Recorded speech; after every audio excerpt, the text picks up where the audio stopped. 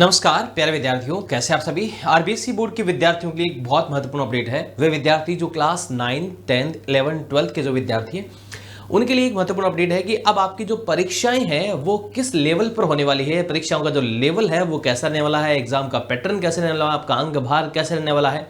अब आपको चिंता करने की जरूरत नहीं पड़ेगी क्योंकि इसमें बहुत महत्वपूर्ण बदलाव किया गया है और ये महत्वपूर्ण बदलाव होना जरूरी भी था क्योंकि कोरोना का ऐसा समय था। उस समय के अंदर जो परीक्षाएं जो थी ना कि भाई एक साथ कराने में बड़ी समस्या आ रही थी, तो भाई जिला स्तर पर जिला वाइज हो रही थी, तो उसमें न तो ठीक से परीक्षा के पैटर्न का फॉलो हो रहा था, न सिलेबस को ध्यान से रखा जाता था। यानी कुल मिलाकर के ये कहें तो एकदम सिस्टमेटिक ढंग से नहीं हो पा रहा था। और अब वापस से इस ओर ध्यान गया है कि नहीं भाई, परीक्षा जो है 9, 10, 11, 12 की है वो एक समान होनी चाहिए। उनका परीक्षा का लेवल एक जैसा होना चाहिए, पेपर एक लेवल का होना चाहिए, पैटर्न एक लेवल का होना चाहिए, एक टाइम टेबल होना चाहिए। और ये परिवर्तन अब कर दिया गया है। तो आरबीएसई बोर्ड के विद्यार्थियों के लिए महत्वपूर्ण अपडेट क्या है आप सबसे मैं साझा कर रहा हूं। क्या है कि अर्धवार्षिक जो परीक्षाएं आपकी जो है class 9th, 10th, 11th, 12th और वार्षिक परीक्षाएं जो है क्लास 9th और 11th की जो है वो सारी की सारी का टाइम टेबल एक ही होगा। यानी एक ही टाइम टेबल होगा और एक समान ही पेपर होगा। कुल मिलाकर के ये कहूं कि आप राजस्थान के किसी भी कोने में बैठे हैं, आपके 9th का जो हाफ ईयरली का पेपर आएगा, आपके दोस्त का, आपके किसी रिश्तेदार का जो राजस्थान के किसी दूसरे कोने में बैठा है तो उसका पेपर भी वही होगा।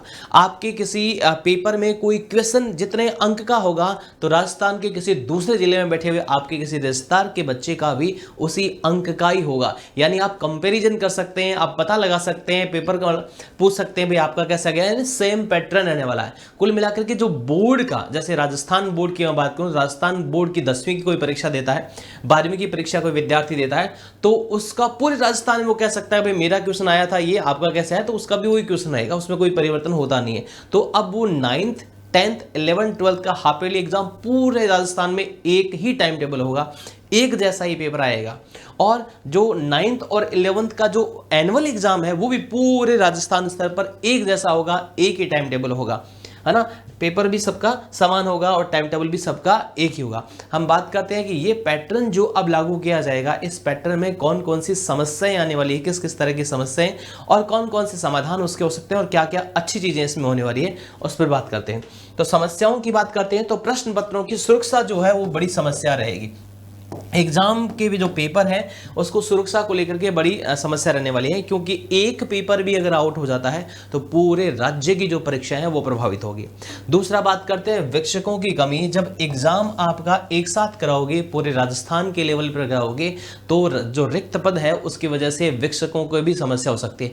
पूरे राजस्थान लेवल पर सरकारी हो चाहे प्राइवेट हो, सभी स्कूलों का सभी का टाइम टेबल एक ही रहने वाला है, सबका सारा पैटर्न एक ही रहने वाला है, एक साथ एग्जाम होने वाले हैं, तो ऐसे में आपको शिक्षकों की समस्या का सामना करना पड़ेगा। दूसरी बात करते हैं परीक्षा केंद्र की। परीक्षा केंद्र जो है वो भी क्या है, 1 किलोमीटर से कम परिधि के अंदर परीक्षा किलोमीटर आपको रखने होते हैं, तो ऐसे में परीक्षा केंद्र बनाने में भी आपको समस्या आ सकती है एक साथ एग्जाम आप जब कराओगे। जब बात करते हैं 10th और 12th के जब एग्जाम होते हैं तो एक डेकोरम मेंटेन करने के लिए टेबल कुर्सी पर बच्चों को बैठाया जाता है, तो एक साथ जब बच्चों का एग्जाम होगा तो इसकी भी समस्या आपको आ सकती है।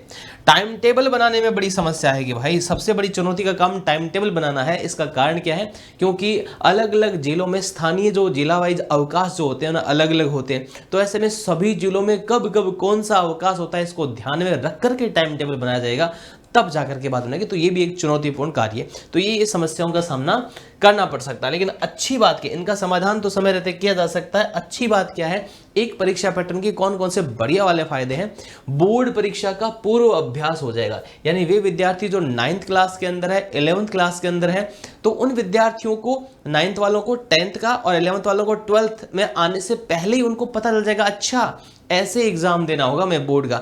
तो बोर्ड परीक्षा से पहले कुल मिलाकर के मैं कहूँ कि एक परीक्षा आप दे रहे हो उसी लेवल की दे रहे हो जिसमें सब एक सिस्टमेटिक ढंग से बच्चे बैठे हैं, एक समान पेपर आ रहा है, अंक भार एक जैसा है, तो आपके लिए बहुत बढ़िया होगा।